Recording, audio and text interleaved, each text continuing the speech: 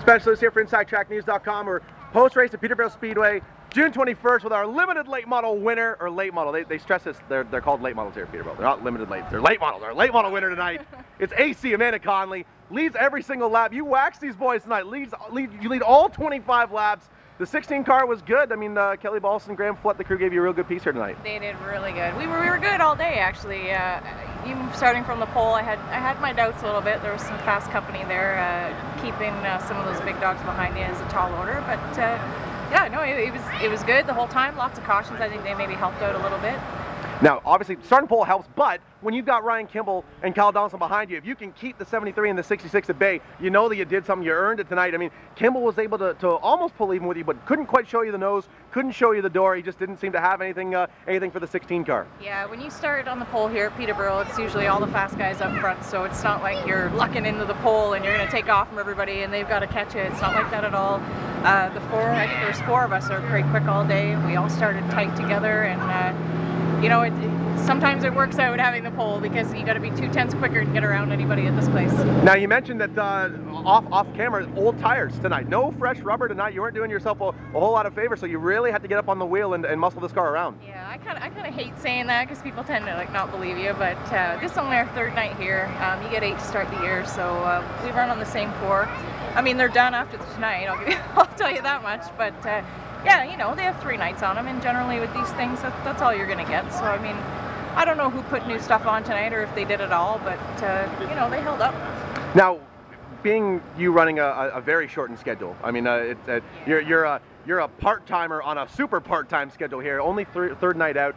Does it put you at a definite disadvantage when you got guys like Ryan Kimball or the 22 team with Chris Mitchell and his revolving door of drivers who have been able to fine-tune their piece all season long? Yeah, it does. I mean, if we were here every week to week, we'd probably be just a little bit better. I mean, in saying that, it's still pretty good, and it's been good every time we've been here.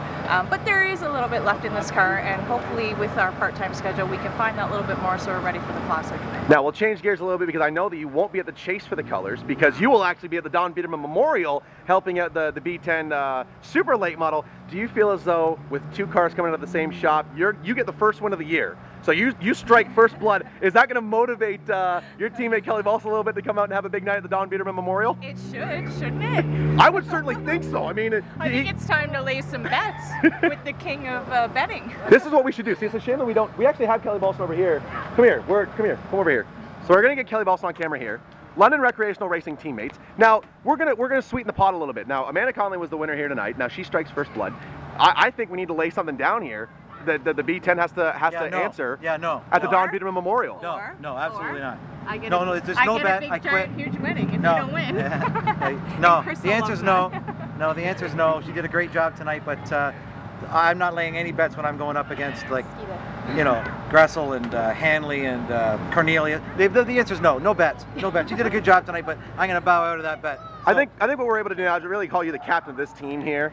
The 16 car. I mean, Kelly only bets when he can win. That's exactly it. He likes to stack the odds in his favor. I know it's not possible getting a car that looks this good and runs this good to the Speedway with a lot of support. Thank the folks who make this possible. Mike Schmidt, London Recreational Racing, Rod and Bob Cochran from Cochran Automotive, Spencer Lewis Promotions, and all my boys. Kelly, Graham. Graham T. And yes, Graham ×2. I know a lot of work went into getting this car to look pretty again after what happened the last time it was out as well. Yeah, I got a big thank you to Graham ×2 for working on that after they got back from the weekend at NASCAR Canadian Tire. Graham ×2 means Graham T. Annis and Graham Flett, for those who don't know.